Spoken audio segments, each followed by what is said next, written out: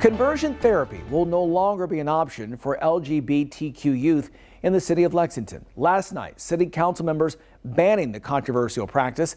Well, tonight we're taking a deeper look at what conversion therapy is, how often it's used, and why advocates say the ban is a necessary step. Evening Edition's Christiana Ford is going in depth with what she learned. With the swipe of a pen, conversion therapy for LGBTQ minors is banned in Lexington. There were 14 of us at the council meeting last night, and it was a unanimous vote, and that says something. Making Lexington the third city in Kentucky to ban a practice youth advocates like Lauren Shiro have been fighting for years. That is awful. Survivors of it who are now adults talking about how damaging it is and how much harm it's caused, trying to change the basis of who somebody is, how cruel that is, and how ineffective. To get a better understanding of conversion therapy, we asked licensed therapist Wendy McCann.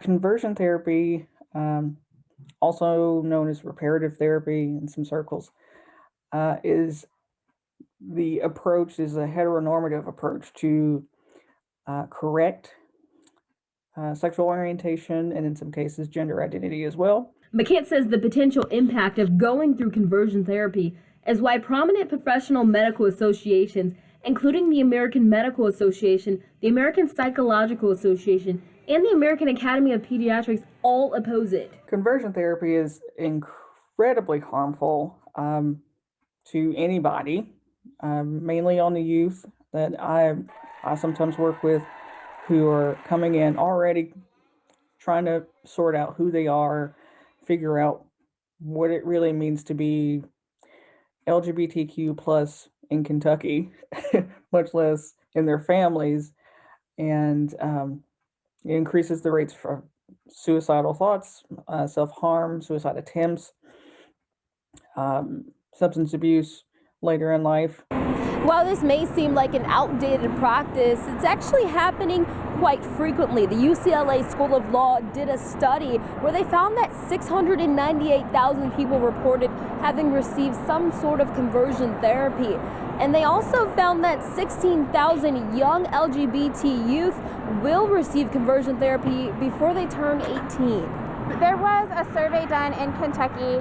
In Fayette County, they found 7 practitioners. 4 of them are licensed by the state, so not many, but it's still there.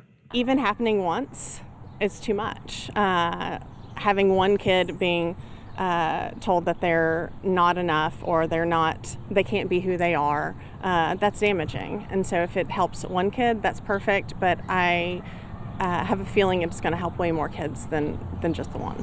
Conversion therapy is still legal in 30 states across the United States. Banning the practice statewide in Kentucky has been brought up in legislative session and is being considered. Christiana Ford, Evening Edition. LEX 18 is digging deeper into this issue tonight to learn about the mental health impacts. We looked at the latest data from the Trevor Project, a national nonprofit dedicated to suicide prevention among LGBTQ youth.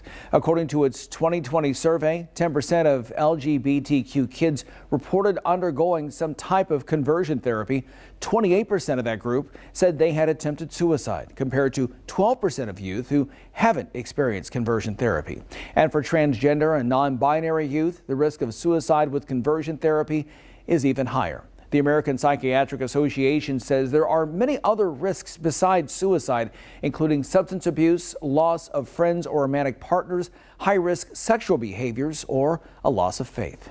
And if you are thinking about suicide or need someone to talk to, the Trevor Lifeline is available 24/7. It is free and it is confidential. Call 1-866-488-7386 for immediate help.